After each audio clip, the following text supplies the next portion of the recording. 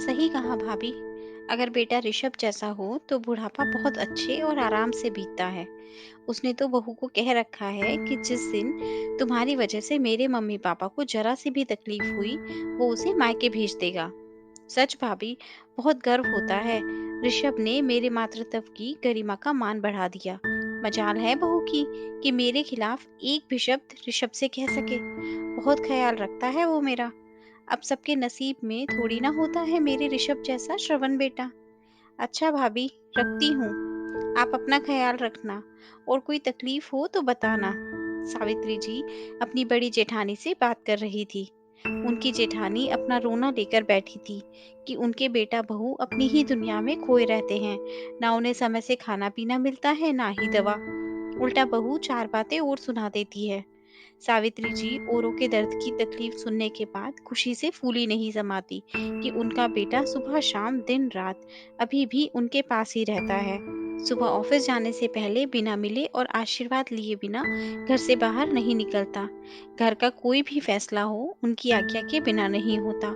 उनके खाने पीने और दवाई का पूरा ख्याल रखता है।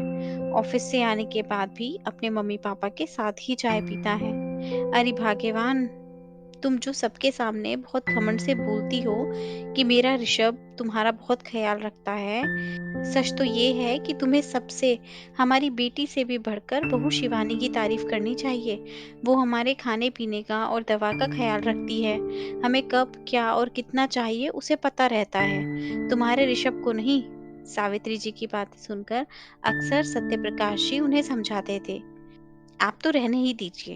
आपको क्या पता कि आजकल की बहुएं तो इसी फिराक में रहती हैं कि सास ससुर की जिम्मेदारी ना उठाना पड़े और वो स्वतंत्र होकर अपने पति के साथ रहें। ये तो मेरे बेटे ने बहू की लगाम खींच कर रखी है, इसीलिए वो हम लोगों की तीमारदारी करती है। सावित्री जी अपने बेटे के खिलाफ एक शब्द भी नहीं सुन सकती थी। शिवानी के सामने सास ससुर की ये बहस कभी कभी दोनों के लड़ने का मुद्दा बन जाती थी। तब वो मुस्कुराकर सत्यप्रकाश जी को बोलती, पापा जी, आप मम्मी जी को क्यों चिढ़ाते रहते हो? मैं और ऋषभ अलग थोड़ी ना है। और सच बात तो यही है कि आपकी सभी जरूरतों का ख्याल ऋषभ ही रखते हैं। जब भी फोन करते हैं यही पूछते हैं कि मम्मी पापा ने खाना खाया या नहीं, दवाई समय से ली या नहीं, डॉक्टर के पास चेकअप के लिए लेके जाना था, मैं लेकर गई या नहीं। सब चीज का रिमाइंडर देते रहते हैं। तभी तो मैं परफेक्ट बहू बन पाई हूँ। ये बोलते समय शिवानी की आवाज में कहीं ना कहीं दर्द छुपा रहता था, जो सत्यप्रकाश जी हमेशा महसूस करते थे। वो प्यार और अपनापन दिखाते हुए उसके सिर पर आशीर्वाद स्वरूप हाथ रख देते और मन ही मन यही प्रार्थना करते रहते कि एक दिन तुम्हारी असली कद्र इन माँ बेटे को जरूर होगी। एक दिन शिवानी के पापा का फोन आया कि बहुत साल हो गए, अगर शिवानी कुछ दिनों के लिए बच्चों की छुट्टियों में मायके आ जाती तो उन्हें और उसकी माँ को बहुत खुशी होगी। इधर कुछ दिनों से शिवानी की माँ की भी तबीयत थोड़ी खराब रहती है। वो शिवानी के बच्चों को बहुत याद कर रही है। सत्यप्रकाश जी ने शिवानी को तुरंत बच्चों के साथ जाने के लिए कहा, लेकिन शिवानी दुविधा में थी कि अगर वो चली गई तो उसके पीछे अकेले ऋषभ कैसे संभालेगा। तुम परेशान क्यों हो रही हो? मैं उनका बेटा हूँ, तुमसे ज्यादा अच्छे से देखभाल करूंगा। तुम यहाँ की चिंता छोड़ो, मैं और मम्मी पापा अच्छे से मजे करेंगे। कुछ दिन क्यों, मैं तो कहूंगा कि तुम 15 दिन की छुट्टी बिता कर आना। ऋषभ ने बहुत अकड़ से कहा। हाँ हाँ बहू, तुम बेफिक्र हो जाओ, ऋषभ है ना, सब संभाल लेगा। क्यों सावित्री जी, आपका बेटा अकेले हम दोनों को संभाल लेगा ना? सत्यप्रकाश जी सावित्री जी से पूछने लगे।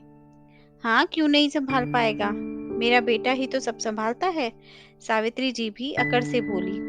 शिवानी भी बेफिक्र होकर चली गई और पीछे रह गए ऋषभ और मम्मी पापा। शिवानी को भेजकर ऋषभ ऑफिस चला गया। शाम को घर लौटते समय ऋषभ ने सोचा कि दुकान से ही समोसा कचौड़ी शाम के नाश्ते के लिए ले लेता हूँ। घर पहुंचकर ऋषभ ने जब प्लेट में समोसा कचौड़ी रखा तो सत्यप्रकाश जी बोले, तुझे पता नहीं है या फिर याद नहीं है कि बाहर का तला भुना सब बंद है मेरा। बेटे को बचाने के लिए सावित्री जी तुरंत आगे आ गई। उसे याद था, लेकिन मैंने ही उसे लाने के लिए कहा था। एक दिन खा लोगे तो कोई फर्क नहीं पड़ेगा, इसलिए आज खा लो। रात होते होते सत्यप्रकाश जी को गैस चढ़ने लगी और उनके हाथ पैर ढीले होने लगे। सावित्री जी तुरंत दवाई का डिब्बा ले आई और उसमें से ऋषभ को दवाई निकालने के लिए बोला। लेकिन ऋषभ को कुछ समझ नहीं आ रहा था। मम्मी, इसमें से कौन सी दवा है? आप लोग तो रोज खाते हो, आपको पता होना चाहिए। बेटा, दवा तो हम लोग रोज खाते हैं, लेकिन निकाल कर तो बहू ही देती है। तू जल्दी से बहू को फोन लगाकर पूछ, सावित्री जी ने कहा। ऋषभ ने फोन करके शिवानी को बताया कि पापा को गैस चढ़ गई है। शिवानी ने तुरंत दवा का नाम बता दिया। दवा खाने के थोड़ी देर बाद ही सत्यप्रकाश जी को आराम मिल गया। रात के खाने में खिचड़ी बनाने को शिवानी ने कहा था और साथ ही उसे सुबह से लेकर रात तक का मेन्यू समझाया कि क्या बनाकर खिलाना है और क्या नहीं। आज तो शिवानी ने सावित्री जी को भी फोन पर डांटा। मम्मी जी, आप ऐसा कैसे कर सकती हैं? आपको अच्छे से पता है कि बाहर की तली चीजें पापा को नुकसान करती हैं, फिर क्यों दिया?